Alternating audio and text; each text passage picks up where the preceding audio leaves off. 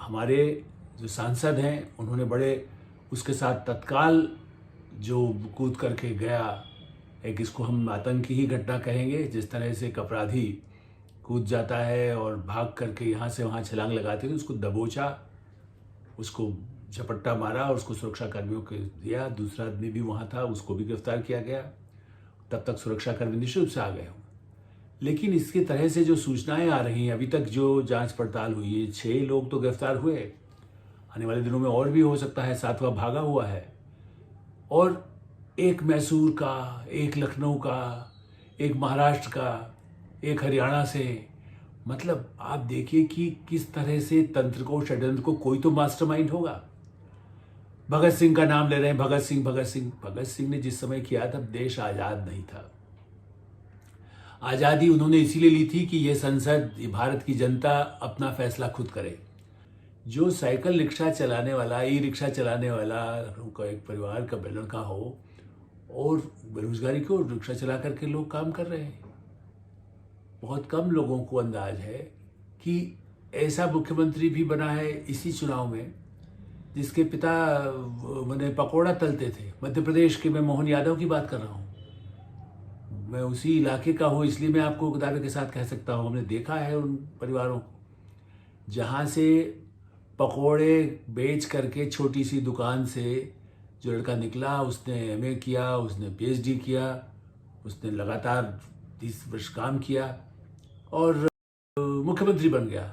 यही तो लोकतंत्र है। कहाँ है तानाशाही? वो सब की तो स्वतंत्रता है ही, और लोकतंत्र में आप सब कुछ कर सकते हैं। एपीजे अब्दुल कलाम से लेकर के आज जो मोहन यादव तक यदि आप देखें तो बिल्कुल सामान्य परिवारों से आए हुए लोग कहाँ से राष्ट्रपति बने हैं, प्रधानमंत्री बने हैं, आज भी प्रधानमंत्री हैं, आज भी राष्ट्रपति हैं, जो बहुत ही सामान्य से सामान्य परिवार से, गांव दूर दराज से आए हैं।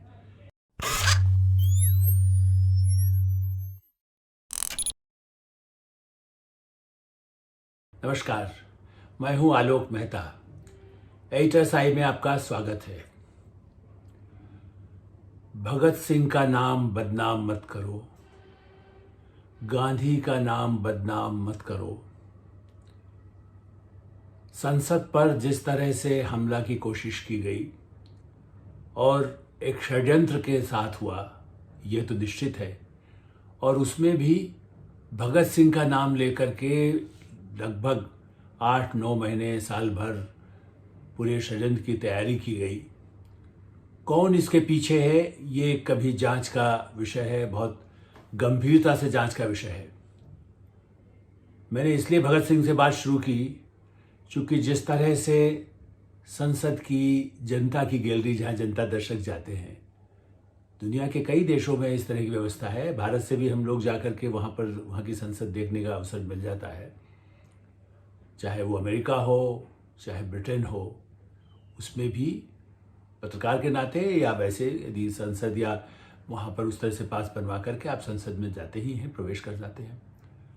भारत के लोकतंत्र को कमजोर करने के लिए दुनिया की कई ताकतें तो कोशिश करती हैं। आतंकवादी समूह भी करते हैं, पाकिस्तान भी करता है, चीन भी करता है, कभी और देश के लोग भी करते हैं, ताकि जो दुनिया का सबसे बड़ा लोकतंत्र है उस पर कहीं ना कहीं दाग लगता रहे, वो कमजोर होता रहे। और इसलिए इस समय जो हमले की कोशिश को हमला ही कहेंगे, क्योंकि लोकसभा की चलती हुई कार्यवाही में ऊपर से छलांग लगा करके, दौड़ करके और गैस छोड़ करके और जिस तरह से प्रयास किया गया, यह कोई साधारण घटना नहीं है। 2001 की घटना निश्चित रूप से वो पाकिस्तान प्रेरित आतंकवाद था ही, और उसमें हमारे सुरक्षा के कर्मियों ने जिस तरह से बहादुरी दिखाई, संसद में कोई घुस नहीं पाया। भारत के जवान शहीद हुए, लेकिन कोई आतंकवादी उस तरह से अंदर नहीं प्रवेश कर सका। लेकिन इस बार जो हुआ है, इसे आप कह सकते हैं कि ये कोई, किसी को क्षति नहीं हुई, कोई मारा नहीं गया, कोई संसद पर उस तरह से कोई हमला नहीं हुआ, बल्कि सांसदों ने ही, क्योंकि अंदर सदन के अंदर तो कहीं कोई सुरक्षा के कर्मचारी होते नहीं हैं, हमारे जो सांसद हैं उन्होंने बड़े उसके साथ तत्काल जो कूद करके गया, एक इसको हम आतंकी ही घटना कहेंगे, जिस तरह से एक अपराधी कूद जाता है और भाग करके यहाँ से वहाँ छलांग लगाते हुए उसको दबोचा, उसको झपट्टा मारा और उसको सुरक्षा कर्मियों को दिया। दूसरा आदमी भी वहाँ था, उसको भी गिरफ्तार किया गया। तब तक सुरक्षा कर्मी निश्चित रूप से आ गए हों। लेकिन इसकी तरह से जो सूचनाएं आ रही हैं, अभी तक जो जांच पड़ताल हुई है, 6 लोग तो गिरफ्तार हुए, आने वाले दिनों में और भी हो सकता है, 7वां भागा हुआ है। और एक मैसूर का, एक लखनऊ का, एक महाराष्ट्र का, एक हरियाणा से, मतलब आप देखिए कि किस तरह से तंत्र को, षड्यंत्र को, कोई तो मास्टरमाइंड होगा। भगत सिंह का नाम ले रहे हैं, भगत सिंह ने जिस समय किया तब देश आजाद नहीं था। आजादी उन्होंने इसीलिए ली थी कि ये संसद, ये भारत की जनता अपना फैसला खुद करे। आज देश में हर क्षेत्र में, देश के हर हिस्से में, जम्मू कश्मीर में पंचायत के चुनाव हुए हैं, अभी आपने देखा मिजोरम में चुनाव हुए हैं, मध्य प्रदेश में चुनाव हुए, छत्तीसगढ़ नक्सल इलाके जहाँ रहे वहाँ पर भी बड़े उसके साथ अच्छे संपन्न हुए चुनाव, उसकी सफलता मिली, आदिवासी मुख्यमंत्री बना। मध्य प्रदेश में चुनाव हुए, राजस्थान जो जैसलमेर जो पाकिस्तान से लगी हुई बॉर्डर है, वहाँ के लाखों मतदाताओं ने जिस तरह से अपने, कहना चाहिए कि राज्य का भविष्य तय किया, उस क्षेत्र में जहाँ लोकतंत्र इतना मजबूत हो रहा हो, उसको झंडा सारी दुनिया उसे मान रही हो, उस समय ये कहना कि तानाशाही के खिलाफ, कोई अंग्रेज के खिलाफ तो नहीं है। ये भारत में चुनी हुई सरकार है, चुने हुए लोग हैं, चुनी हुई संसद है, उसमें हर पार्टी के लोग हैं, निर्दलीय भी हैं। और ऐसी स्थिति में ये जांच का विषय इससे अधिक गंभीर है कि भगत सिंह का नाम लेकर राजनीति किसने शुरू किया, फोटो लगा करके। ऐसे नेता हैं जिन्होंने दूसरों को, मेरा मुद्दा इस पर नहीं, चूंकि रिपोर्ट्स तो बहुत सारी आ गई हैं, मेरा मुद्दा इस पर है कि जो जिम्मेदार नेता हैं देश के, विभिन्न पार्टियों के, वो ऐसे बयान देते हैं, वो ऐसी छवि बनाने की कोशिश करते हैं कि देश में ज़रूरत है क्रांति की, जो देश के बाहर जाकर के कहते हैं राहुल गांधी कि लोकतंत्र खत्म हो गया है। तो लोकतंत्र उससे नहीं खत्म हुआ बयानों से, लोकतंत्र तो इस तरह से लोगों के मन में बेरोजगारी की समस्या को लेकर के ऐसा दिखाया गया है कि बेरोजगारी के कारण ऐसा कर रहे हैं। जो साइकिल रिक्शा चलाने वाला, ई रिक्शा चलाने वाला का एक परिवार का लड़का हो और बेरोजगारी को रिक्शा चला करके लोग काम कर रहे हैं, बहुत कम लोगों को अंदाज है कि ऐसा मुख्यमंत्री भी बना है इसी चुनाव में जिसके पिता मैंने पकौड़ा तलते थे। मध्य प्रदेश के, मैं मोहन यादव की बात कर रहा हूँ, मैं उसी इलाके का हूँ, इसलिए मैं आपको दावे के साथ कह सकता हूँ, हमने देखा है उन परिवारों को जहाँ से पकौड़े बेच करके छोटी सी दुकान से जो लड़का निकला, उसने एमए किया, उसने पीएचडी किया, उसने लगातार 30 वर्ष काम किया और मुख्यमंत्री बन गया। यही तो लोकतंत्र है। कहाँ है तानाशाही? मिजोरम में, नागालैंड में, मणिपुर में, असम में जनता से चुने हुए लोग हैं। जम्मू कश्मीर में पंचायत के भी चुनाव हुए। पंजाब इतना आतंकवाद से प्रभावित रहा था किसी समय में, वहाँ चुनाव हुए, दूसरी पार्टी आ गई। लेकिन नेता जो उस तरह की बातें करते हैं, कभी भगत सिंह का नाम लेके, कभी गांधी का नाम लेकर, महात्मा गांधी के नाम को लेकर जो आंदोलन करने वाले, वो खुद भ्रष्टाचार में लिप्त होते हैं। और इसलिए पहले उन्हें यह सोचना चाहिए कि हम अपने युवा पीढ़ी को भ्रमित, षड्यंत्र है वो तो तार आएंगे ही। अभी तो कई आरोप आ रहे हैं कि भाई किसने, कोई ना कोई मास्टरमाइंड भारत का कोई हो सकता है, विदेश का भी हो सकता है, और ये टेक्नोलॉजी का कैसे किया गया है, इंस्टाग्राम का भी उपयोग कर लिए, दूसरे और जो विधाएँ हैं उसका उपयोग किया गया। जिस तरह से जान को गुप्त रखा जा सके, जानकारियों को व्हाट्सएप पे भी नहीं किया गया, फ़ोन से भी नहीं किया गया, इससे पता चलता है कि किस तरह से उसी टेक्नोलॉजी का उपयोग करके, फ़ोन मतलब मोबाइल से मैसेज नहीं दिए गए, फ़ोन पर बात नहीं की गई, लेकिन सिग्नल के माध्यम से, सिग्नल एक ऐप है जिसके जरिए आप कुछ ऐसे आप संवाद करें। लेकिन कोई तो ऐसा सब समझाने वाला होगा जो इस तरह के एक ऐसा किया जाए जिससे कि संसद में उसी दिन, उसी तारीख में, 13 दिसंबर को ही 2001 में जो हुआ, उसी तारीख में लोकसभा में घुस करके ऐसी गड़बड़ की जाए कि एक नया रिकॉर्ड बना दिया जाए कि भारत की संसद में ऐसा हो सकता है। इसका मतलब है यदि षड्यंत्र, जो बाहरी तत्व हैं, अंदर के तत्व हैं, माफिया हैं, अपराधी गिरोह हैं, आतंकवादी है, उन्होंने भी तो पहले ही चेतावनी बार बार दे रहा था, जिसके लिए अमेरिका बड़ा त्राहिमाम कर रहा है कि अरे हमारा नागरिक है, वो तो पहले ही कह चुका था कि हम संसद पर भी हमला करवा सकते हैं। जो आतंकवादी, खालिस्तानी कहिए आप, चाहे वो तालिबानी कहिए, चाहे पाकिस्तान पे हो, ऐसे कई तत्व, ऐसे लोगों को जिसको कह सकते हैं कि मन में जहर भरना, उनकी मानसिकता बदलना, वो तो करते हैं। लेकिन भारत के नेता राहुल गांधी, अरविंद केजरीवाल, ये जैसे नेता जिस तरह से लोगों को ये भ्रमित करते हैं कि भाई बेरोजगारी सरकार को पलटने के लिए, इस सरकार व्यवस्था को खत्म करने के लिए भगत सिंह बन जाइए। ये व्यवस्था बदलने के लिए सत्ता में तो वो भी है, उनकी सरकारें भी है। ऐसे नेता, और इसलिए इस बात पर होना चाहिए, ममता बनर्जी, महुआ मोहिता का मामला क्या है? देश के बाहर से काम हो रहा है, आप कहेंगे नहीं नहीं ये कुछ नहीं है। निश्चित रूप से भारतीय जनता पार्टी के सांसद के पास को लेकर के गए, उनको भी समीक्षा करनी होगी, आप कैसे पास दिया जाता है, किसकी सिफारिश पर दिया जाता है, क्या उसकी छानबीन थोड़ी होती है कि नहीं होती है, और सांसद के साथ भी पूछताछ या उस पर कार्रवाई होने की बात भी अपने आप में हो सकती है। वो पार्टी तय करे, संसद तय करे, लोकसभा के पास अधिकार है कि जिसने ऐसा पास दिया उस पर कार्रवाई कर सकते हैं, लोकसभा के अध्यक्ष कर सकते हैं। उसकी मांग और उसकी जांच और सर्वदलीय बैठकें हो रही हैं, हम उस पर नहीं जाते। मेरी आपत्ति खाली उन नेताओं पर है जो, ममता बनर्जी भी एक समय बहुत आंदोलन किए हुए सरकार उखाड़ने के लिए, मार्क्सवादी कम्युनिस्टों को, लेकिन क्या उनकी पार्टी के लोग इस तरह का देश पे भ्रम फैलाएं? उनके यहाँ क्या सभी बेरोजगार हैं? यदि उनकी सरकार ने कुछ काम नहीं किया है? क्या नीतीश कुमार की सरकार ने काम नहीं किया है? और नीतीश जी की बात पर एक और मुझे ध्यान आता है, उन्होंने अपने ढंग से जो काम किया है, अच्छे काम का श्रेय तो प्रधानमंत्री नरेंद्र मोदी भी उनको देते रहे। ठीक है, वो पहले उनके साथ घटक में शामिल थे, नहीं थे, रेल मंत्री अटल बिहारी वाजपेयी की सरकार में भी थे, लेकिन याद करें कर्पूरी ठाकुर को, कर्पूरी ठाकुर ने जॉर्ज फर्नांडिस, आपातकाल। देखिए, भारत में ऐसी स्थिति आई जब कई आंदोलन होते रहे, ऐसा तो नहीं है कोई गोहत्या का आंदोलन हुआ, तो गोहत्या को रोकने के लिए जो आंदोलन हुआ वो अपनी जगह था, लेकिन उसके बाद भी बेरोजगारी को लेकर के, महंगाई को लेकर के कई आंदोलन आज़ादी के बाद होते रहे हैं, सरकारें अलग अलग आती जाती रही हैं। और इसलिए जिस समय 1974 में, 74 में जिस तरह से आंदोलन छात्र संघर्ष समिति के नाम से पहले शुरू हुआ, बिहार से शुरू हुआ, गुजरात से शुरू हुआ, जयप्रकाश नारायण जिसके नेता बने, जयप्रकाश नारायण तो यहाँ तक एक आध भाषण में कह भी दिया था कि भाई क्रांति की जरूरत है, सेना के लोगों को भी इसमें शामिल होना चाहिए, चूंकि बदलाव हो, बहुत समस्याएं देश के सामने है।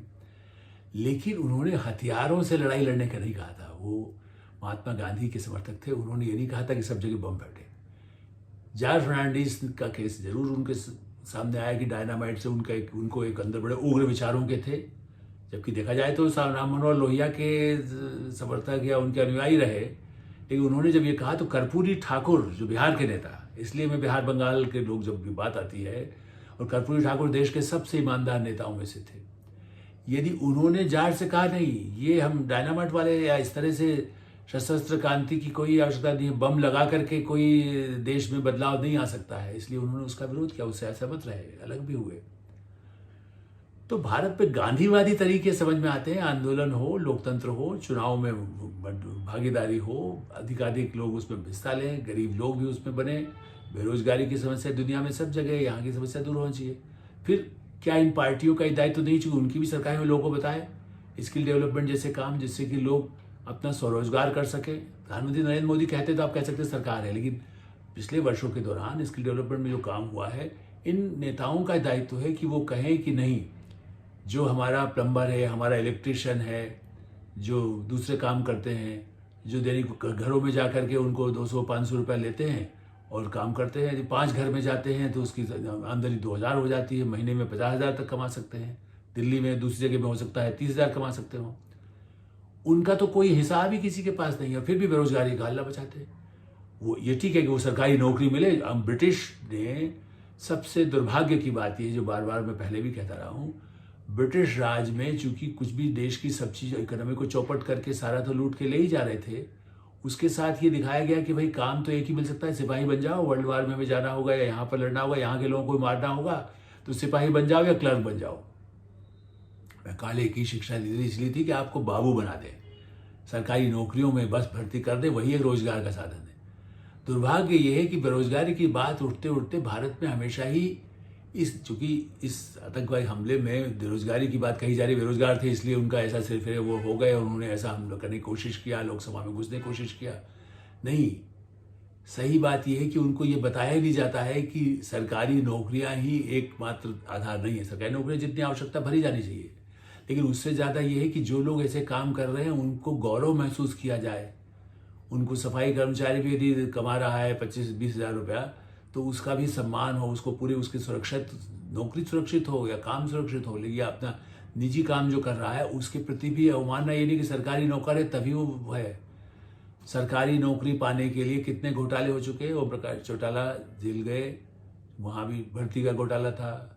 यूपी में, बिहार में, मध्य प्रदेश में, सब जगह सरकारी भर्ती में कितनी सरकारों में घोटाले होते रहे हैं, किसी की सरकार भी हो। इसलिए कि उसमें भर्ती में नीचे का क्लर्क पैसा ले रहा है, कोई नेता पैसा ले रहा है, कोई अधिकारी पैसा ले रहा है, और उसके लिए लोग अपना पूरा जीवन की जो कमाई है वो लगा देते हैं, जमीन बेच देते हैं कि सरकारी नौकरी या चपरासी बन जाए। ऐसे हमारे जो पिछले प्रदेश है उनमें ये स्थिति है। लेकिन आप देखिए पूर्वोत्तर में इस तरह की समस्या नहीं आती। वो काम करते हैं, चाहे ढाबा चला लें तब भी वो हो जाता है। वो दिल्ली से, वो बाहर से आकर दिल्ली, मुंबई, देश विदेश में जहाँ भी काम कर सकते हैं। तो मुझे लगता है कि जो मुद्दा बनाया गया है इसमें महात्मा गांधी, लोकमान्य तिलक, सरदार पटेल, ऐसे नेता महापुरुषों का जब नाम लेते हैं, राम और कृष्ण का नाम लेते हैं, या और अपने जो जिनको पूजा, जिनकी उपासना करते हैं, किसी भी धर्म के हों, अल्लाह के नाम पर करते हों, ईसा मसीह के नाम पर करते हों, गुरु नानक जी के नाम पर करते हों, गुरुद्वारा जाएं, चर्च जाएं, मंदिर जाएं, मस्जिद जाएं, बौद्ध हैं तो बौद्ध मंदिर जाएं, जैन हैं तो जैन मंदिर जाएं, वो सब की तो स्वतंत्रता है ही। और लोकतंत्र में आप सब कुछ कर सकते हैं। एपीजे अब्दुल कलाम से लेकर के आज जो मोहन यादव तक यदि आप देखें तो बिल्कुल सामान्य परिवारों से आए हुए लोग कहाँ से राष्ट्रपति बने हैं, प्रधानमंत्री बने हैं, आज भी प्रधानमंत्री हैं, आज भी राष्ट्रपति हैं, जो बहुत ही सामान्य से सामान्य परिवार से, गांव दूर दराज से आए हैं। ऐसे देश में तानाशाही की बात करना, उसके नाम पर लोगों को भड़काना और उनके नाम को इस तरह से उत्तेजना में, कम्युनिस्ट तो करते ही हैं, नक्सल करते ही हैं, नक्सल काफ़ी हद तक समाप्त कर दिए गए, लेकिन इस तरह की घटना से दुनिया में भारत की लोकतंत्र ही नहीं कलंकित हो रहा है। भारतीयों के प्रति जो भारत से जाते हैं, कल इन्हीं नेताओं में से या इनके साथी जब कोई जाएगा तो वो कहेंगे अरे संसद में आपके यहाँ के लोग आकर तो हमला कर सकते हैं, तो आपको उसका पास नहीं देना चाहिए, आपको घुसने देना चाहिए, आप देख भी नहीं सकते हैं। ऐसी स्थिति तो ब्रिटिश राज में भी नहीं थी जो इस तरह के भड़काया जाए कि भारत की छवि वहाँ जा कर के हो। कुछ घटनाएं ऐसी हुई जिस समय अंग्रेजों को जगाना जरूरी था, तो एक भगत सिंह ने जो काम किया, लेकिन भगत सिंह का नाम लेके भारत के लोकतंत्र को, भारत की संसद पर, भारत के समाज पर उसको कलंकित करने की जो कोशिश है, उस पर हमला करने की कोशिश है, उसका कड़ा विरोध सभी दलों को होना चाहिए और जागरूकता पैदा की जानी चाहिए कि देश आत्मनिर्भर हो, लोकतांत्रिक तरीकों से जो बदलाव चाहते हैं वो हो सके। एडिटर साहिब में इतना ही। आप इस वीडियो को अधिकाधिक लोगों तक भेजें, सब्सक्राइब करें और अपने विचार से भी हमें अवगत कराएं। बहुत बहुत धन्यवाद। नमस्कार।